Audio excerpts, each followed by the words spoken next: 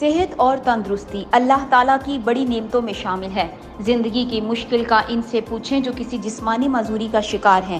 معذور افراد کے ساتھ اظہار یکجہتی کے لیے پاکستان سمیت دنیا بھر میں معذوروں کا عالمی دن منایا جا رہا ہے۔ معذور افراد کا عالمی دن منانے کا آغاز سال 1992 میں اقوام متحدہ میں معذور افراد کی داد رسی کے لیے قرارداد پاس کر کے کیا گیا۔ اس دن کو عالمی سطح پر منانے کا مقصد معذور افراد کے ساتھ اظہار یکجہتی اور انہیں کسی بھی طرح کے احساس کمتری کا شکار ہونے سے بچا کر ان کو زندگی کے دھارے میں شامل کرنا ہے۔ اقوام متحدہ کے مطابق دنیا بھر میں اس وقت 65 کروڑ کے قریب افراد کسی نہ کسی معذوری کا شکار ہیں۔ یہ تعداد کل آبادی کا 10% ہے، یعنی ہر 10 میں سے ایک شخص معذور ہے۔ اس وقت دنیا بھر میں تقریباً 2 کروڑ نومولود بچے ماؤں کی کمزوری اور دوسری وجوہات کی بنا پر معذور پیدا ہوتے ہیں۔ اقوام متحدہ کا کہنا ہے کہ معذور افراد کی 80% تعداد مختلف ترقی پذیر ممالک میں رہائش پذیر ہے، جہاں انہیں کسی قسم کی سہولیات میسر نہیں ہیں۔ ان افراد کو عام افراد کی طرح پڑھنے لکھنے اور آگے بڑھنے کے مواقع بھی میسر نہیں۔ اس کے برعکس ترقی یافتہ ممالک میں موجود 20% معذور افراد کو دنیا بھر کی سہولیات فراہم کی جاتی ہیں، جبکہ ان کا علاج معالجہ بھی حکومت کی ذمہ داری ہے۔ آج کا دن منانے کا مقصد یہی ہے کہ رنگ، نسل اور ذات سے بالاتر ہو کر خصوصی افراد کی بحالی میں انفرادی اور اجتماعی طور پر بھرپور کردار ادا کرنا ہے۔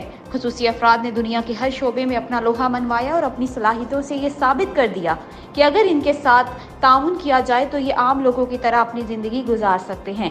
آج کا دن منانے کا مقصد بھی یہی ہے کہ ہم رنگ، نسل اور ذات سے بالاتر ہو کر یہ عہد کریں کہ خصوصی افراد کی بحالی میں اپنا بھرپور کردار ادا کریں گے۔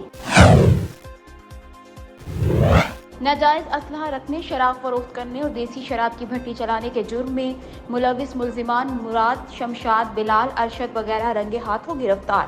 ایک رائفل، 223 بور، ایک بندوق 12 بور، 2 عدد پسٹل 30 بور، موا گولیاں، چالو بھٹی کا سامان، 110 لیٹر کے قریب شراب برآمد۔ مقدمات درج، ملزمان عرصہ دراز سے منشیات فروشی کے دھندے میں ملوث تھے، جس کے سبب علاقے کے ہزاروں نوجوانوں کی زندگیاں نشے کی لت کے سبب برباد ہو گئی تھی۔ ملزم کی گرفتاری پر اہل علاقہ نے سکھ کا سانس لیا ہے۔ علاقے کو منشیات فروشوں اور جرائم پیشہ افراد سے پاک کرنے کا مشن جاری ہے۔ جرائم پیشہ عناصر کے خلاف بلا امتیاز سخت کارروائیاں جاری رہیں گی۔ افتتاحی تقریب کا آغاز تلاوت قرآن پاک سے کیا گیا، جبکہ مہمان خصوصی president cantonment board Okara cantt Farooq Salahuddin کو سی اوکاڑا کینٹ عمران خان اور وارڈ ممبرز نے خوش آمدید کہا۔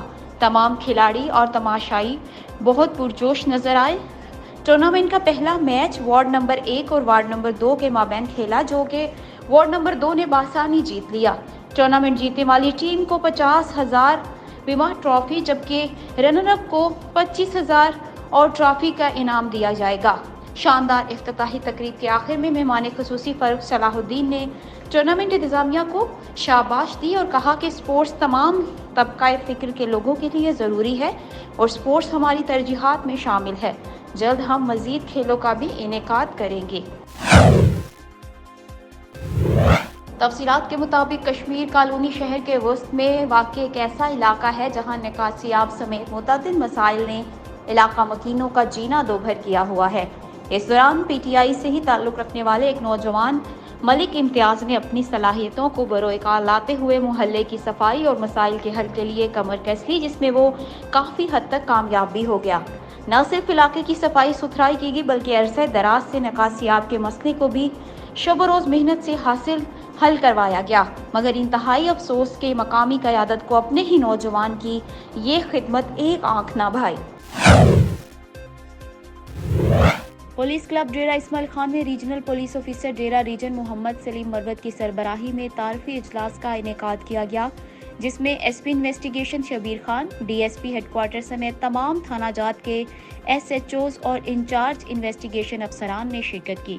ریجنل پولیس آفیسر ڈیرہ نے اجلاس سے خطاب کرتے ہوئے کہا کہ آپ کو بلانے کا مقصد یہ ہے کہ اپنے تھانوں کے دروازے عام عوام کے لیے کھلے رکھیں۔ جب بھی کوئی مظلوم یا سائل تھانے آئے تو آپ ان کو آرام سے بٹھا کر ان کے مسائل پریشانی سن کر ان کو تسلی دیں اور ان کے درد کو محسوس کرتے ہوئے بروقت کارروائی عمل میں لائی جائے، کیونکہ آپ کی بروقت کارروائی سے انسانی جان بچ سکتی ہے۔ شہریوں کی جان و مال کے تحفظ اور ریاست کی رٹ کو یقینی بنانے کے لیے عوام کا اعتماد حاصل کر کے مقامی افراد کی نشاندہی پر جرائم پیشہ عناصر کے خلاف بلا امتیاز سخت قانونی کارروائی عمل میں لائیں۔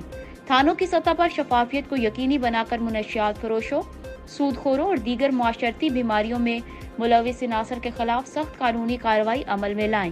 انہوں نے خبردار کیا کہ بدعنوانی اور بدنیتی پر مبنی کوئی بھی عمل کسی صورت برداشت نہیں کیا جائے گا۔ پولیس افسران شائستہ رویہ اپنا کر عوام کے ساتھ اخلاق کا مظاہرہ کریں اور تھانوں میں آنے والے سائلین بالخصوص مظلوموں کی داد رسی میں کوئی کسر باقی نہ چھوڑی جائے، تاکہ پولیس پر عوام کا اعتماد بحال رہے اور انصاف پر مبنی پرامن معاشرہ پروان چڑھے۔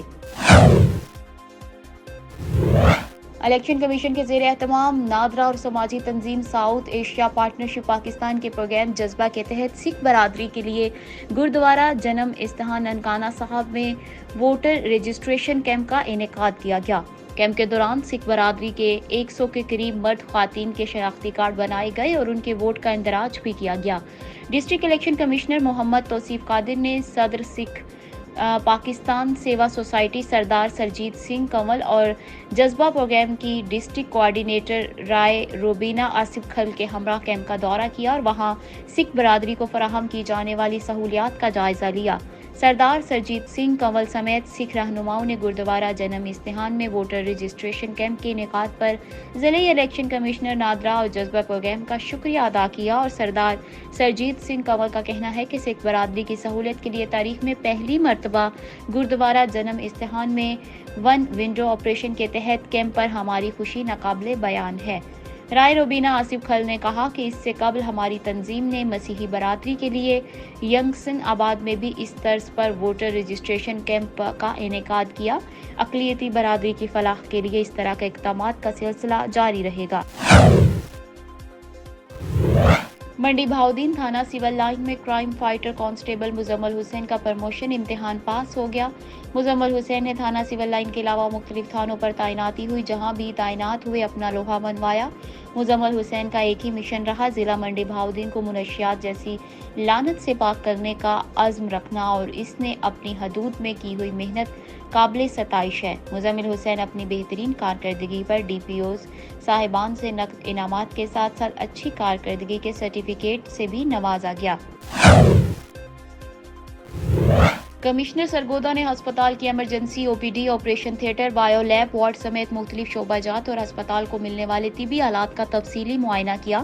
اس موقع پر کمشنر سرگودا نے آئی ڈی حکام کو سختی سے ہدایات کی کہ ہسپتال کے فرسٹ فلور کی فنکشننگ ورک کو مقررہ مدت میں مکمل کیا جائے۔ کمشنر سرگودا نے مدر اینڈ چائلڈ ہسپتال کے ایچ آر پروسیس کا معائنہ کیا اور ہسپتال میں بھرتی ہونے والے امیدواروں سے ملاقات کی۔ اس موقع پر کمشنر سرگودا نے گفتگو کرتے ہوئے کہا کہ حکومت کی جانب سے ضلع میاں والی میں جاری صحت مواصلات، پینے کے صاف پانی کی فراہمی سمیت دیگر شعبوں میں اربوں روپے کے ترقیاتی منصوبے تکمیل کے آخری مراحل میں ہیں۔ انہوں نے کہا کہ مدر اینڈ چائلڈ ہسپتال سے نہ صرف ضلع میاں والی کی عوام بلکہ صوبہ کے پی کے اور دیگر گرد و نواح کے اضلاع کے لوگ بھی علاج معالجے کی جدید ترین سہولیات سے مستفید ہو سکیں گے۔ بعد ازاں کمشنر سرگودا نے اپنی نگرانی میں انڈس ویلفیئر حکام کو مختلف شعبہ جات کو تحویل میں لینے کا پروسیس مکمل کرایا۔ کمشنر سرگودا نے انڈس ویلفیئر انتظامیہ کو ہدایات کی کہ ہسپتال میں پہنچنے والے جدید طبی آلات کو تحویل میں لے کر متعلقہ شعبہ جات کی صفائی کرا کر انہیں فوری نصب کر کے فنکشنل کیا جائے۔ انہوں نے محکمہ ہیلتھ اور ضلعی انتظامیہ کے افسران کو ہدایت کی کہ ہسپتال کے زون 1 اور 2 کا پلان تیار کر کے انڈس ویلفیئر کو دیا جائے تاکہ ان شعبہ جات کو فوری طور پر فنکشنل کیا جا سکے اور ضلع میاں والی کی عوام کو حکومت کے اس میگا پروجیکٹ سے علاج معالجے کی جدید سہولیات میسر آ سکے۔ انہوں نے کہا کہ ہسپتال کے فنکشن ہونے والے شعبہ جات سے متعلق تحریری رپورٹ کمشنر آفس بھجوائی جائے۔ سابق وزیراعظم پاکستان عمران خان کے حلقہ میں بنائی جانے والی یونیورسٹی آف میاں والی میں صفائی کی صورتحال بہتر نہ ہونے پر وی سی کا شدید برہمی کا اظہار۔ غریب سویپر پر کوڑا کرکٹ والی ریڑھی پر ناک رگڑواتا رہا۔ یونیورسٹی میں اعلیٰ تعلیم دینے کی بجائے غریب سویپر سے فرعونیت کے لہجے میں سلوک کرنا اعلیٰ ایوانوں میں بیٹھنے والوں کے لیے باعث شرمندگی ہے۔ سوشل میڈیا پر ویڈیو وائرل ہونے کے بعد میاں والی کے شہریوں نے فرعون نما وی سی کو فوری برطرف کر کے اس کے خلاف کارروائی کا مطالبہ کیا ہے۔